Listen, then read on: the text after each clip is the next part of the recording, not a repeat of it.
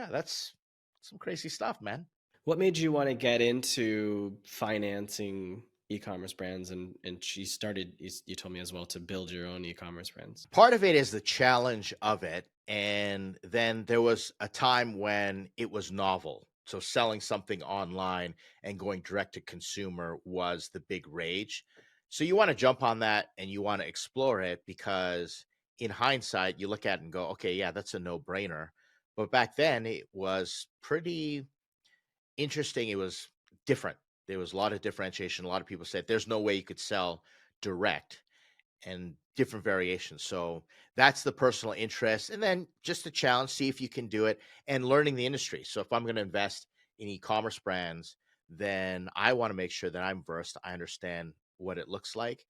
And then understanding everything have to do with financing. So if I'm going to be connecting an e-commerce brand with money, because one thing that you learn really quickly is that e-commerce very capital intensive, so we have to figure that. And then with the new things with, fulfilled by Amazon, all that distribution, you just have to learn all these things. And by doing that and being curious about it, that's what made me go deeper into the rabbit hole and explore everything to do with e-commerce. So you said that the first brand you tried to build was nothing to write home about.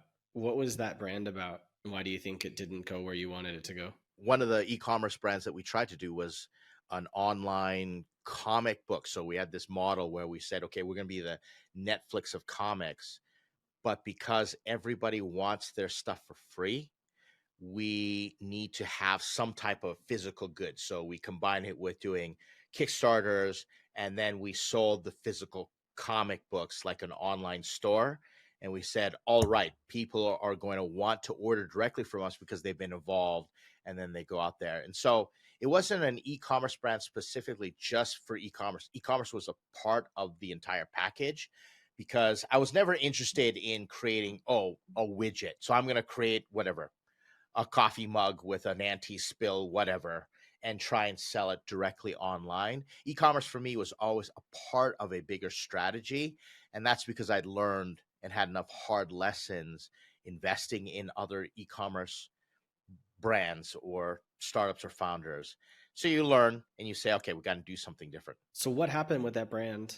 What did you learn from it? We learned that the habits of users combined with the culture of that particular industry did not jive with having thousands of comic books sitting in your living room in some type of warehouse, did not jive with going in and packaging, having to pull something, get an order, walk over, put it in an envelope, all those things. And these are the painful lessons that I learned, was just the fulfillment, tracking, all those things. Thanks for watching. If you liked this insight, I've handpicked another video for you right here on the screen. For more actionable strategies that get you real results, hit subscribe.